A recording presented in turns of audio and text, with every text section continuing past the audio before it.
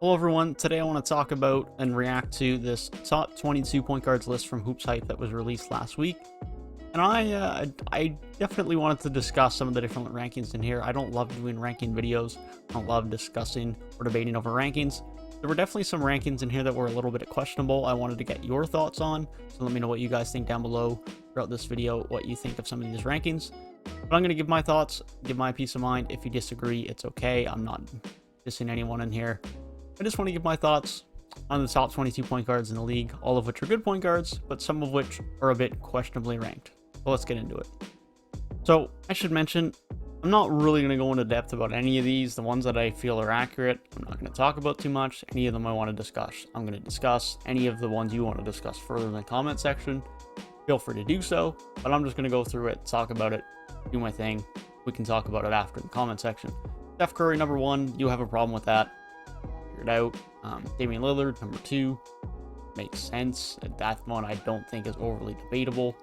Kyrie at number 3, you could argue someone else here, but given the fact that like James Harden and Luka Doncic aren't being considered point guards in this discussion, then I think Kyrie definitely has to be the number 3. Trae Young, number 4, a very good postseason, of course, on that good Atlanta Hawks team that made a run. Chris Paul, you could definitely make the argument that he should be above him. But I think at this point in time in his career, as much as Chris Paul was so valuable for this Phoenix Suns team, very instrumental in the run, the finals to the 2 seed, I think you can argue that either way for Chris Paul or Trae Young. I think I would probably slightly favor in the direction of Trae Young, because I also think Trae Young is just extremely valuable and impactful to the Atlanta Hawks team. But you can argue that one either way. You can flop those between 4 and 5, both of which are very solid. Here's my first one where we have to have a bit of a talk. I like Ja Morant. I really like Ja Morant's game. He's similar to how I play basketball. He can attack well, he's a good playmaker, but he's not the most consistent three-point shooter. And he's very high energy, high pace. I relate to Ja Morant's game a lot. That being said, 6th best point guard in the league? I don't know about that one. And I don't want to implicate winning in this too much either, but the fact that Memphis aren't the best team certainly doesn't help his case. Ja Morant's a great player. I think he's going to be a multi-time All-Star in the NBA, especially if he can get his three-point shooting a bit more consistently. He did improve his three-point shooting last year. He's a very good playmaker. He's one of the best playmaking and attacking point guards in the league, no doubt about it. And he is solid on the defensive end. But with his limited amount of three-point shooting, he's not an elite scorer by any stretch. And he's not a all-NBA caliber defender. There's definitely some guys below him in the list that I would debate on having above him. Do I think Ja Morant's probably a top 10 point guard? Yeah, probably. But 6 is a little bit high for me. I really like Ja Morant, though. I really like the Memphis Grizzlies. I have a lot of Memphis Grizzlies videos this offseason. There's a reason for that. I like a lot of what they've done. But Jrue Holiday. I like him a bit more than Ja Morant. Slightly worse scorer, sure, but more efficient. Probably a slightly better three-point shooter, and much better defensively. You could argue about similar in the playmaking category, although I probably give Ja a bit of a nod. There's a lot more veteran leadership experience in Jrue Holiday. Those intangibles have to be included as well. Scoring-wise, it's not too much of a difference as far as point production. But as I mentioned, I think Jrue Holiday is a much better three-point shooter, of course, a much better defender. I personally would have him above Ja Morant, but again, let me know in the comment section if you guys feel differently about any of these. These are not set in stone. I don't care too much about rankings. I just like to have it as a discussion point to talk about it. De'Aaron Fox. This is also someone I would definitely have above Ja Morant. Fairly equal in the playmaking department. You could definitely argue, and probably is more athletic as far as his pace and his ability to get to the rim with that athleticism and finish at the rim with that athleticism. He's also not someone who has an amazing three-point shot, but someone who definitely improved his three-point shooting last year.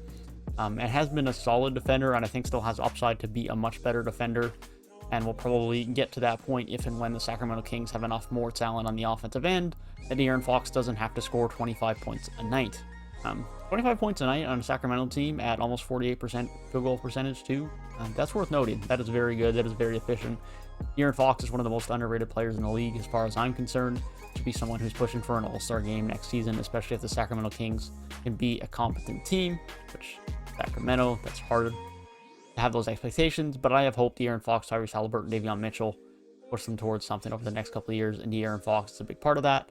I would personally have him above Ja as well. Ben Simmons, one of the hardest players to rank. I don't know if I disagree with him below Ja. I don't know where I feel about Ben Simmons, honestly. I'm going to stop comparing things to Ja because I don't want to make it feel like I'm just harping on Ja, because I do really like Ja's game. I want to make that very clear. But honestly, I don't think I really have much to say about Ben Simmons other than until he figures out how to shoot, he's just a dud on offense and one of the best defensive players in the league with very good playmaking. Simple as that. Russell Westbrook. I would probably have him a couple of spots up on this list as well. Potentially above Ben, potentially above Ja. He had a very good year for the Wizards last year. Again, I mean, look at those stats. This guy is averaging a triple-double of 22, 11.5, and over 11.5. It's insane. It is insane, the athleticism and the abilities of Russell Westbrook. For as much as the hate as he gets, as much as his shot selection, his shooting is obviously a problem.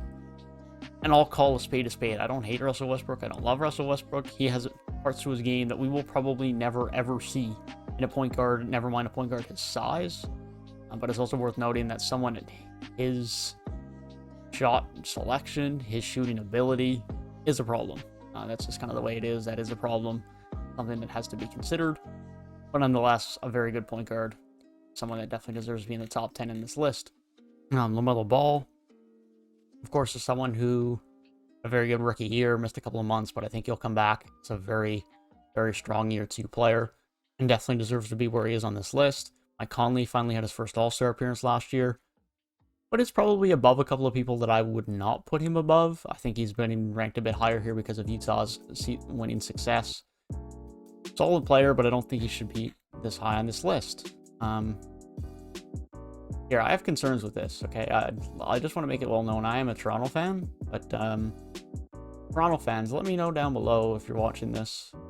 Is Fred VanVleet better than Kyle Lowry? Because this list apparently thinks so. For next year, at least. Which I think is absolutely outrageous, even at Kyle Lowry's point in time in his career. I love Fred VanVleet. I think he's a great player. His shot selection definitely has some concern. He's not the best playmaking point guard, no doubt about it, but he's a decent one. He can score. He's one of the best shot makers on this Toronto team and still could look to improve next year as he picks up a bigger role. Better than Kyle Lowry? Mike Conley better than Kyle Lowry? Especially Fred. I don't know about that one. Malcolm Brogdon, again, better than Kyle Lowry, I think is a bit odd. Someone who has had some injury concerns, but is a solid player, still a very good three-point shooter, of course. I think he's just playing the wrong position in Indiana. He's not a point guard as far as I'm concerned. They've made him into one, but he is definitely best as an off-ball 2 guard or as an off-ball 1 guard, just an off-ball something.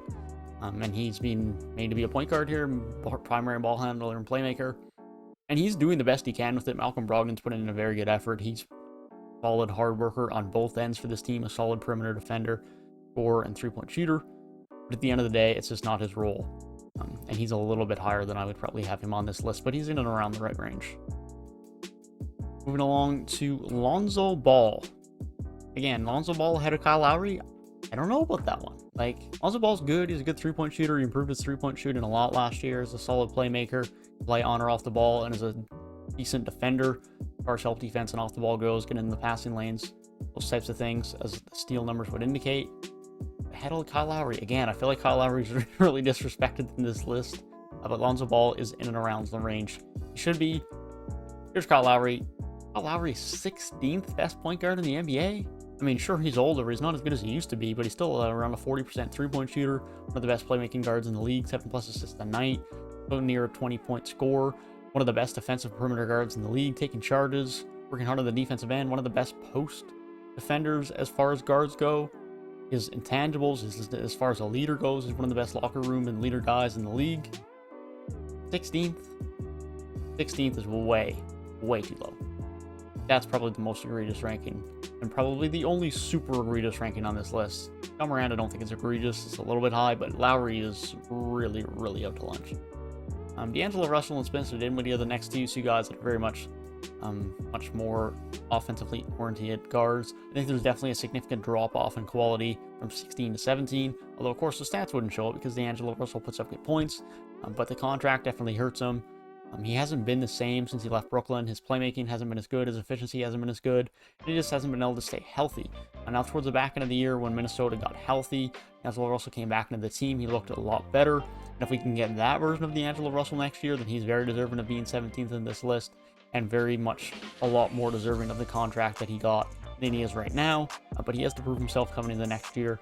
I think he's in a solid spot. Spencer Dinwiddie, I'm excited to see have a starting role over in Washington. Expand his role from the role he had in Brooklyn. Of course, he was injured for most of last year with that terrible knee injury, but hopefully he can come in, and he's very much deserving of his spot in this list. Kemba Walker, as much as he is obviously dropped off significantly, was nowhere near worth that max contract that he was getting in Boston.